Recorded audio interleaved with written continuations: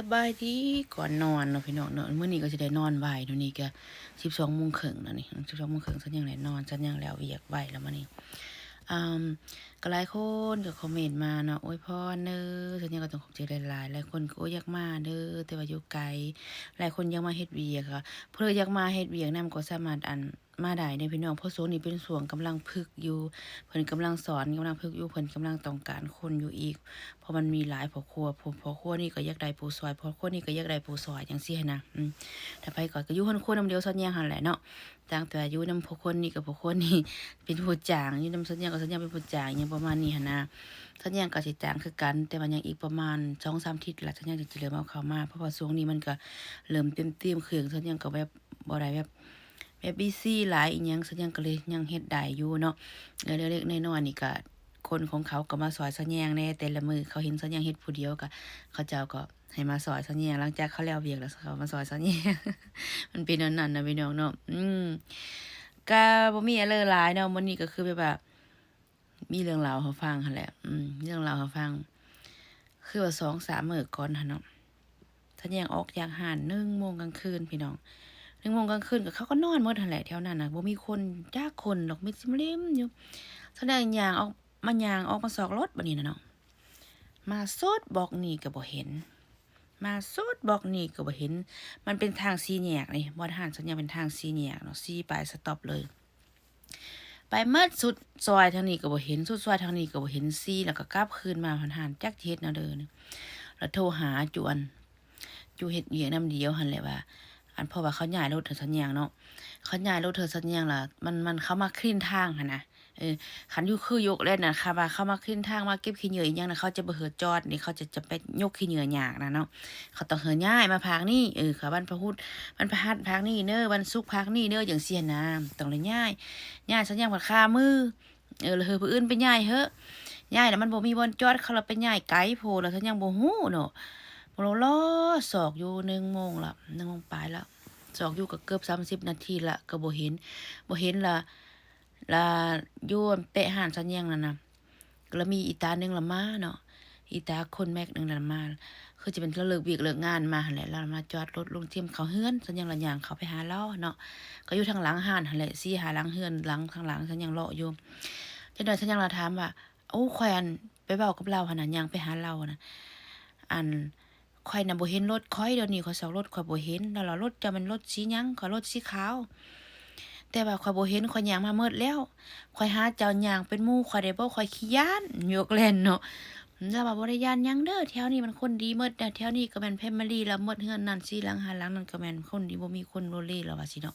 เขาโลเลอยู่แต่เขานอนมันคนอื่นผ่านมาอิหยังเฮาก็ย้านเซียนเนาะย้านนักโลกนักเลงกายมาได้เด้เนาะเด้อเดี๋ยวซันยังก็ระวังอยู่ก็บ่จักสิเฮ็ดล่ะ ซอกแล้วก็พาศอกยาง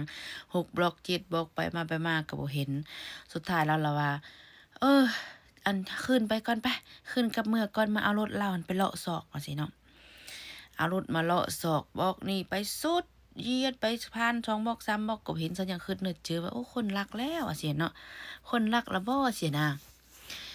ก็เลยว่าโอ้ยก็นี่คิดอยู่จิมาเฮือนเด้อโทรหาไผก็บ่ได้โทรหาไผก็บ่ได้ ครับโอ้เขานอนเขาปิดโทรศัพท์บ่ว่าสิผู้ใหญ่รถก็โทรสิเทื่อก็บ่ได้โทรหาอีจอยเอิ้น Uber ก็บ่ได้อืมโทรหาเพิ่นก็บ่ติดขี้แท้เลยแม่นเบอร์ตัวเองอันถึกตัดอืมถึกตัดเพราะว่า Family ของพวงนำเบอร์โทรสัญญาณหั่นน่ะคนที่เคยจ่ายสัญญาณน่ะเดือนนี่เราบ่จ่ายจะ2-3มื้อแล้วสัญญาณเซอร์อยู่โทรศัพท์2หน่วยแล้วก็2เบอร์เราบ่จ่ายเงินเหอะบ่จ่ายเงินเหอะก็เลยถึกตัดฉันยังก็บ่ฮู้แล้วซะบ่บอกเนาะบ่บอกว่านี่ฉันยังก็บ่ฮู้คันฮู้ว่าบ่จ่ายเงินเทื่อหนึ่งนี่น่ะฉันยังก็สิไปซอกเอาเบอร์มือไปเสิร์ชอยู่ทางอื่นเอาสิหรือว่าแจ้งมาเพื่อเฮาจ่ายเองเงินเหอแล้วได้หั่นน่ะเงินมีอยู่นั่นตลอดล่ะเฮาทุกเดือนนั่นล่ะเฮาบ่ได้จ่ายพี่เนาะคันมื้อนั้นสิเป็นจิตตายก่อนสิเป็นจิตตายย้อนบ่มีโทรศัพท์มันแหละเพราะเบอร์โทรเฮาถูกตัดเด้ถูกตัดเนาะ ก็เลยแบบมันต่างโพดต่างผลึกเอาแท้เอาว่าเนาะคนเนาะว่าสิแล้วก็สุดท้ายเฮ็ดถึงเด้อขี่รถเลาะอีตานั่นก็ดีได้เลาะแล้วก็ถามคันนี้บ่รถเจ้ายี่ห้อหยังคันนี้แม่นบ่ว่าสิเนาะเขาก็บ่แม่นจะไปอีกได้บ่ ล้อออมไปออมมาอยู่จักว่ากี่หอบสุดท้ายเราไปไกลอีกวันนี้นะลองไปไกลอีกหอบนึงเบิ่งไปเส้นนี้ลองเบิ่งเขาไปตามไปเราเห็นเขาเอาคันนี้แหละคือคันนี้แหละมาจอดปึ๊บมาเบิ่งป้ายละแม่นแท้สัญญาโอ้เจอลงจะได้มาเฮือนนอนเฮือนเสียเวลาเลาะอยู่เป็นชั่วโมงเป็นชั่วโมงมาเจอรถแล้วก็โอเคแล้วว่าเพื่อความแน่นอนจะไปสตาร์ทเบิ่งมันรถเจ้าแท้เพราะเขาว่าย่านเฮาบ่จื้อหั้นน่ะเนาะอีตานั่นก็ย่านเฮาบ่จื้อพอถามเฮาว่ารถจะเป็นแนวใดเฮาก็บ่สร้างเว้าสร้างว่าเลยเฮาก็บ่ได้เก่งภาษาอังกฤษซิโบซิเบ้ไปก็เพราะแต่พอเขาเจออยู่เสียน่ะเนาะแล้วก็เลยพาเราจะไปเบิ่งสตาร์ทรถเบิ่งก่อนบัดนี้ก็เลยไปสตาร์ทรถขึ้นเพื่อเราเนี่ยเจอเพื่อบ่แม่นรถคนอื่นคันว่ามันบ่นั่นแท้ก็จริงจิว่าไปหาวิธีอื่นมื้อเนาะอยู่ห้านนั่นมันก็บ่ได้มีบ่อนนอนบ่ได้มีบ่อนนอนเสื้อผ้าแต่มีโซฟาอยู่เด้มีโซฟาก็มันก็นอนบ่ได้ดอกมันบ่ได้มีมันโซฟามันบ่ได้กว้างบ่ได้เยอะขนาดนั้นแต่เฮ็ดแท้ก็สิพอได้อยู่มันนอนเหยียดอยู่นั่นน่ะมันมีห้องน้อยนึงอยู่นั่นนี่นอนซะยังเคยถ่ายให้เบิ่งเนาะที่สุดก็เห็นรถซะฉันยังบ่ฮู้ได้ว่าเบอร์โทรฉันยังถึกตัดตอนนั้นน่ะยังบ่ฮู้เถื่อพี่น้องยังบ่ฮู้เถื่อจนมาเฮือนพี่ล่ะ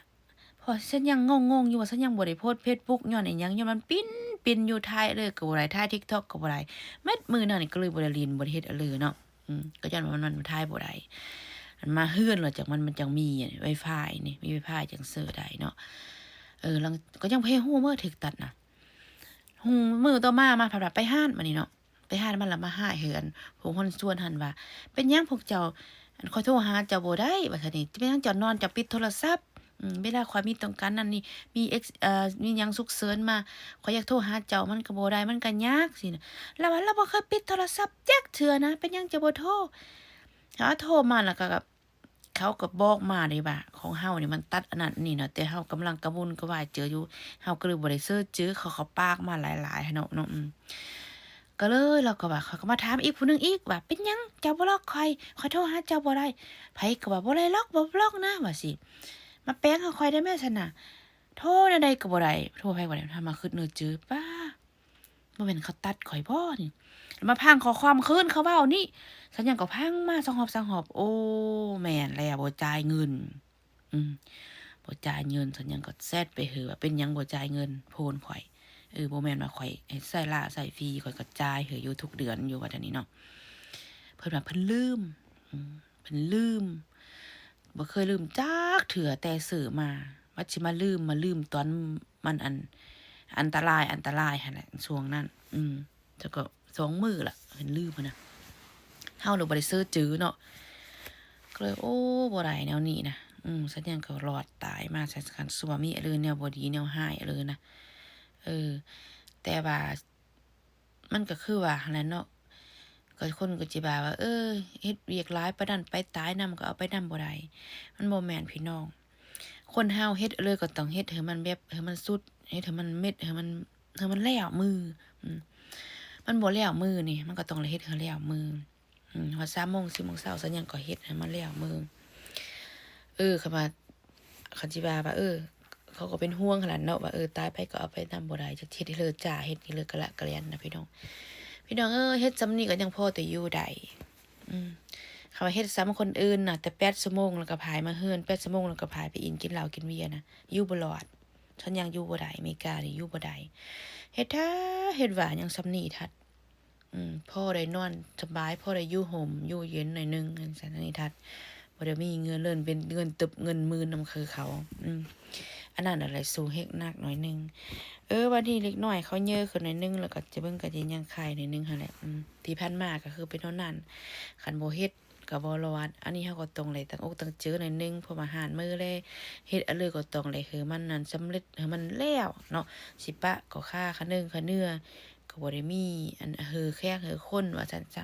ฉันยังก็ต้องเลยเล็งมือสิจ้างหลายก็บ่มีเพราะเฮาก็ยังบ่มีทุนมีฮ้อนสิจ้างหลายส่งมื้อๆนี่นะคันมันแลขายดีแล้วเอาหมุนๆเถอะหมุนมันนั่นก็โอเคเสียน่ะพี่น้องเนาะก็เรื่องราวมาก็ส่ำนี้มื้อนี้หึงๆก็เลยมาอ่านเดือนหนึ่งฉันยังบีซีแฮงก็เลยบ่ได้อ่านคอมเมนต์ช่วงนี้นะโทษหลายๆเด้อบาย